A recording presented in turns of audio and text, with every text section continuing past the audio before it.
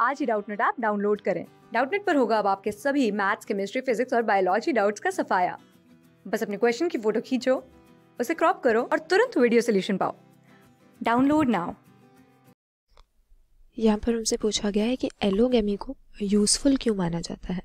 अब एलोगेमी जो हम टर्म यूज़ कर रहे हैं ये पॉलिनेशन की प्रोसेस के साथ रिलेटेड है। ये तो हम जानते ही हैं कि एंजियोस्पर्म्स में फ्लावर सेक्सुअल रिप्रोडक्शन का यूनिट होता है और इसमें एंथर वो स्ट्रक्चर है जहाँ पर पोलन ग्रेन्स की फॉर्मेशन होती है जो कि मेल गैमीटोफाइट है और मेल गैमीट इन्हीं से निकल कर आता है। लेकिन ये पोलन ग्रेन्स खुद तो मोटाइल होती नहीं है, इसीलिए एंथर जब मैच्योर हो जाता है और डेहिस होके या रप्चर होके इन पोलन ग्रेन्स को ये रिलीज़ करता है, तो इन पोलन ग्रेन्स को स्टिग्मा तक पहुंचाने की या ट्रांसफ़र करने की जो प्रोसेस है वो फ्लावरिंग प्लांट्स को अलग अलग तरह के एजेंट्स यूज़ करके करनी पड़ती है और इसी को हम पॉलिनेशन कहते हैं। लेकिन पोलन ग्रेन्स की सोर्स पे डिपेंड करते हुए इसको दो कैटेगरी में हम डिवाइड कर सकते हैं। एक होती है एलोगेमी और दूसरी होती है ऑटोगेमी। ऑटोगेमी को हम सिंपल वर्ड्स में सेल्फ पॉलिनेशन भी कह सकते हैं, क्योंकि इसमें क्या होता है कि जो पोलन ग्रेन्स होते हैं वो जेनेटिकली आइडेंटिकल होते हैं स्टिग्मा के। तो या तो सेम फ्लावर के एंथर से निकली हुई पोलन ग्रेन्स उसी फ्लावर के स्टिग्मा पे आके गिर जाएं, या फिर सेम प्लांट के किसी और फ्लावर की पोलन ग्रेन्स आके स्टिग्मा पे लैंड करें, तो इसे हम सेल्फ पॉलिनेशन कहेंगे, क्योंकि ऐसे में पोलन ग्रेन भी उसी प्लांट की है और स्टिग्मा भी उसी प्लांट का है, तो दोनों आइडेंटिकल हो गए।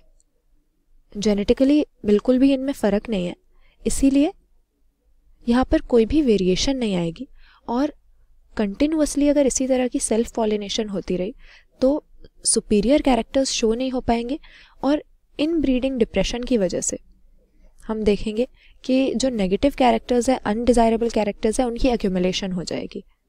जबकि एलोगेमी हम बोलते हैं क्रॉस पॉलिनेशन को, जिसमें जो पोलन ग्रेन्स आ रही हैं वो किसी दूसरे प्लांट के एंथर से आ रही हैं और आकर ये किसी अलग प्लांट के, डिफरेंट प्लांट के स्टिग्मा के ऊपर लैंड कर रहे हैं। तो ऐसे में ये जेनेटिकली डिफरेंट होते हैं, डिसिमिलर होते हैं और वेरिएशंस यहाँ पर प्रोड्यूस होते हैं और जो प्रोजेनी होंगे उनमें इन ब्रीडिंग डिप्रेशन भी नहीं आएगा, ज़्यादा सुपीरियर रहेंगे या डिज़ायरेबल कैरेक्टर्स उनमें रहेंगे। तो एलोगेमी या क्रॉस पॉलिनेशन का हम क्या बता सकते हैं एडवांटेज, क्यों ये यूज़फुल है। पहला कह रहा है फॉर्मेशन ऑफ मेल ऑफस्प्रिंग, इसका तो यहाँ पर कोई मतलब नहीं है, क्योंकि एलोगेमी और ऑटोगेमी हम मेल या फीमेल ऑफस्प्रिंग पे बेसिस पे नहीं, पोलन ग्रेन्स कहाँ से आ रही हैं इसके बेसिस पे बोलते हैं। फिर कह रहे हैं वीकर प्रोजेनी, अगेन ये गलत बात है।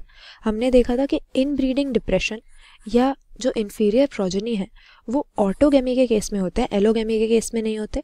सुपीरियर प्रोजेनी यहाँ पर सही आंसर है, क्योंकि फॉर्मेशन ऑफ सीड्स जो लिखा हुआ है, हाँ ये तो सही बात है कि जब क्रॉस पॉलिनेशन होगी तो सीड सेट तो बनेगा, सीड्स की फॉर्मेशन होगी फर्टिलाइजेशन के बाद, लेकिन सीड्स ऑटोगेमी के केस में भी बन जाती हैं।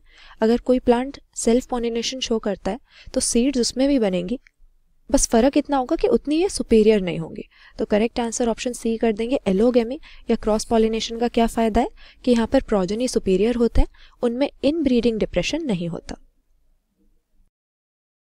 क्लास 6 से 12 से लेके नीट, IIT, JEE मेंस और एडवांस के लेवल तक 10 मिलियन से ज़्यादा स्टूडेंट्स का भरोसा। आज ही डाउनलोड करें डाउटनेट ऐप या व्हाट्सएप कीजिए अपने डाउट्स 8400 400 400 पर।